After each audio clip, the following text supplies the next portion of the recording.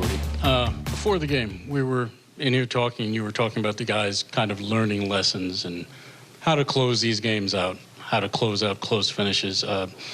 What of those lessons did you see them put into practice down the stretch when this game could have gotten quite hairy? Yeah, I thought it was the consistency. You look at the first quarter, we didn't start very well. All right, and not because we were not trying, but mistakes, not making free throws, lost that first quarter by 12, and then after that, consistently, we won all three quarters. And even though it was third and fourth by 1 point, that just gives you confidence, and you know that you're in it in every play. Mistakes happen, but the guys kept bringing it in the huddle, talking to each other. And at the end of the day, we saw that growth. We were better on the boards. They scored 13 second chance points to our 16. Our pressure, we didn't turn the ball over. 7 turnovers for 4 points is elite.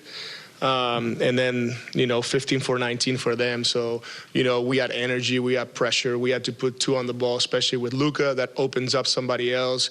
They have a lot of good shooting, especially Gabe. He had a great game, 6 for 9 from 3. But I thought this scramble and the energy, the communication was very good. So happy for the guys, proud of the guys. Because after losing 7 in a row, I believe it was, it's just good to, to get back to winning. And tomorrow we'll have a tough one. So that's just good for, it's a good reward for the work. And obviously, after a bad one, just a good feeling. You just touched on it briefly, but you guys hold Luka and Austin Reeves to 11 of 40 from the floor. Just what were the points of emphasis on them, and what were the keys to slowing them down so much? Yeah, I think sometimes you bring the energy and you're flying around, and when you put 2 on the ball, you're opening up something else. And sometimes you just got to get lucky that guys like them that can score in bunches, they're not having the night. So it's a two-way street. I think our energy was good. You see right there, if my math is correct, it's 39 shots, which is a lot of shots. And, credit to our guys, like Z did a great job and everybody else, Tyrese, Keon. But I think the whole team did a really good job, and, our energy was there. And that's the reason why we came up with a win.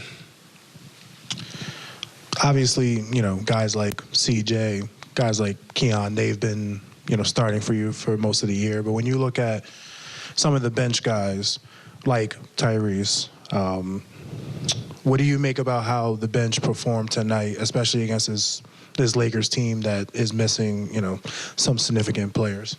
Yeah, I think we're all missing players, and it's part of the NBA, but I'm happy with the effort that all 10 players brought on the court. And even though we made mistakes, they held each other accountable, they talked to each other, encouraged each other, and that's the best thing to see. Tyrese really helped us. He shot it well from 3.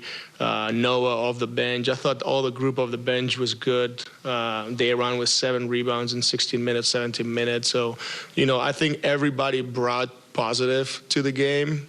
Reese made his first 3 in the NBA. Like, you go, every single guy down the line, and I think they all brought positives. Can we be better? Can we make less mistakes? For sure, we'll watch it after OB's side out and baseline. We have to be better because we were not matched up and we were confused. But other than that, those, are things that we as coaches have to correct. I think the energy and the effort of our guys was outstanding.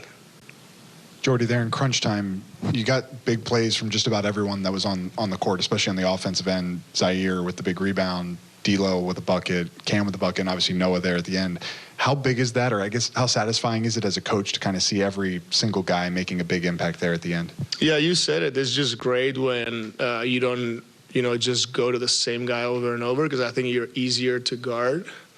And you see guys making big plays, and at some point it was D'Lo and CJ playing the 2-man game, and trying to, move around and get open.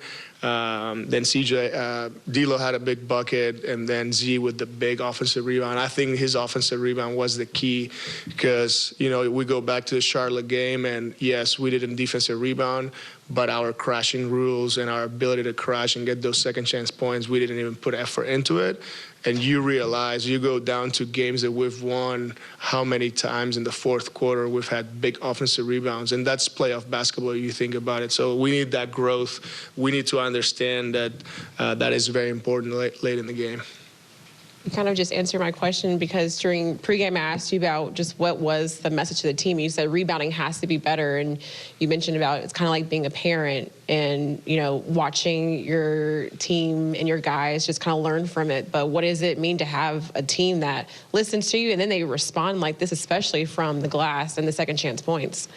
Yeah, I think that, you know, these guys care so much about what we do on a daily basis, and they put the work in. And obviously, you know, I can tell them what I believe, you know, we have to do. But at the end of the day is, you know, like, they don't like when we lose. They put the work in, and today is a different game. Obviously, the message about rebounding is important. And we as coaches are going to try to help them all the time. Like I always say, I don't think we have all the answers, but the intentions so far have been great. And today was, you know, like, it was an example. Our intentions were very, very good. How connected we were. Were we perfect? No, we made a lot of mistakes that we can correct, but that's the path that we want to take, is get 1% better.